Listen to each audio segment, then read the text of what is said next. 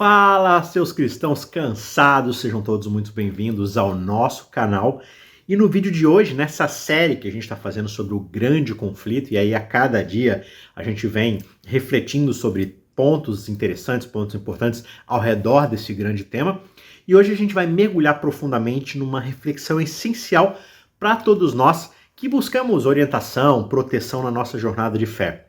Qual é o papel da palavra de Deus em guardar a gente e nos deixar protegidos dos enganos, das artimanhas de Satanás? A gente vai entender também como lidar com as complexidades da Bíblia, né? Alguns pontos ali que são um pouco mais difíceis de lidar, que ao mesmo tempo é um produto divino e humano, a Bíblia, né? Então ela tem questões humanas que se conectam com a gente, mas ao mesmo tempo tem padrões e tem inspiração divina ali que vai além do nosso entendimento muitas vezes.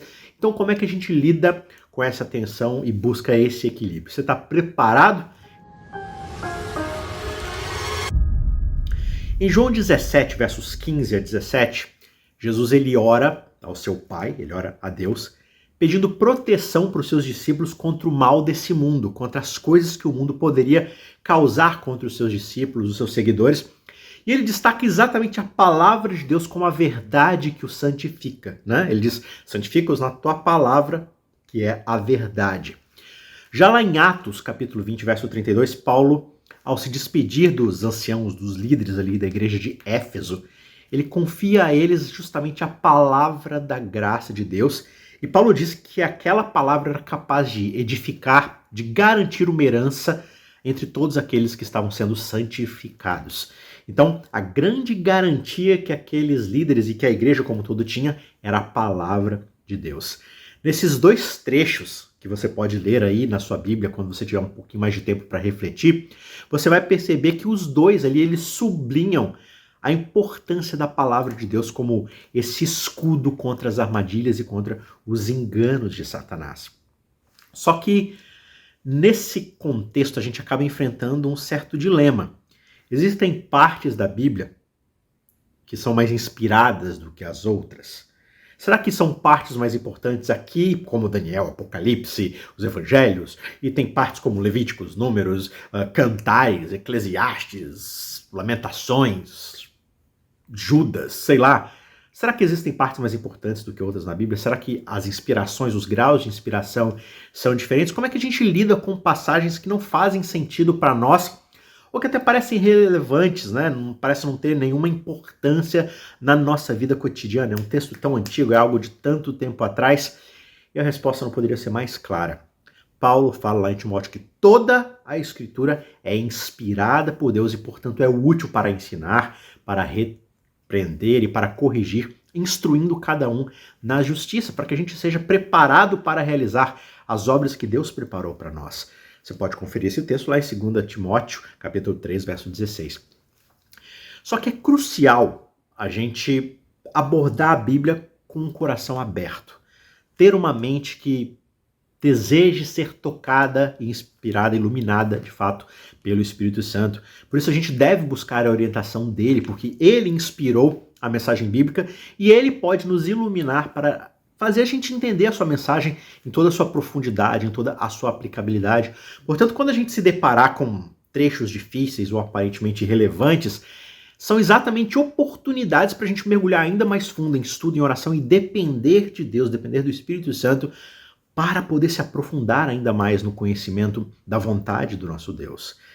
A história, o contexto cultural, a linguagem da época em que foi escrita, tudo isso ajuda a gente a lançar mais luz sobre esses trechos, né, tornando eles relevantes, significativos para nós hoje.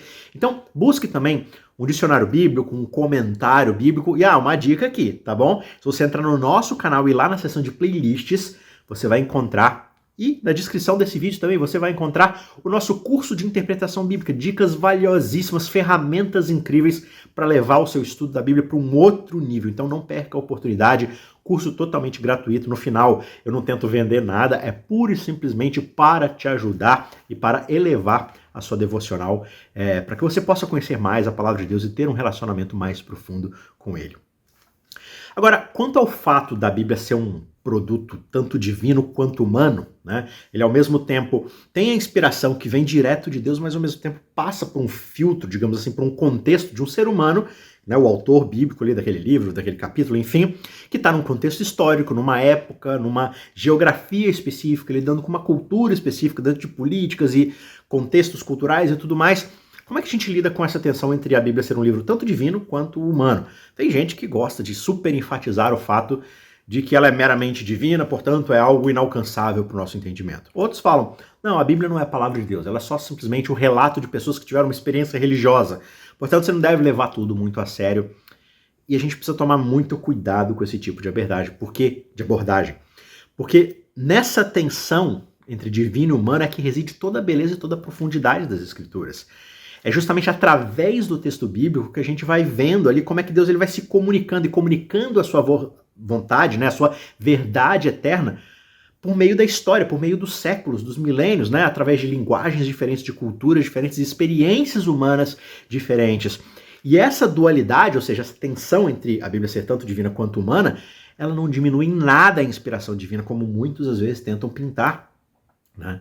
Não, então o ser humano tem uma certa participação, então a Bíblia não é autoritativa, ela não tem ali todo o seu brilho como inspiração divina, e é justamente o contrário, porque esse aspecto dela realça a maneira como é que Deus ele escolheu se revelar para nós, através de um diálogo vivo que atravessa os séculos da história.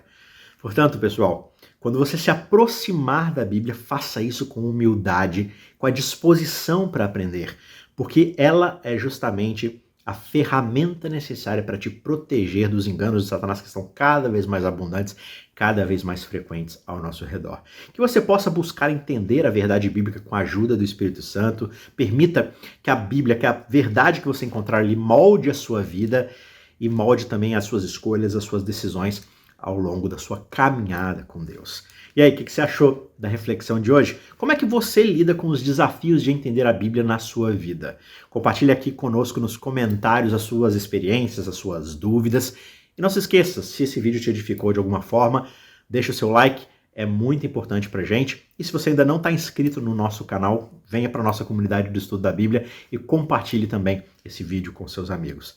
Lembre-se de uma coisa, a palavra de Deus é uma fonte inesgotável de sabedoria, de proteção, e ela é a verdade que liberta a gente e nos guia para um caminho seguro. Portanto, permaneça firme na sua jornada de estudo da Bíblia para ser protegido pelo Espírito Santo dos enganos de Satanás, porque a Bíblia é essa ferramenta, essa espada para lutar contra a mentira e contra o engano e para nos manter protegidos. Tá certo? Até amanhã para a gente continuar o nosso estudo.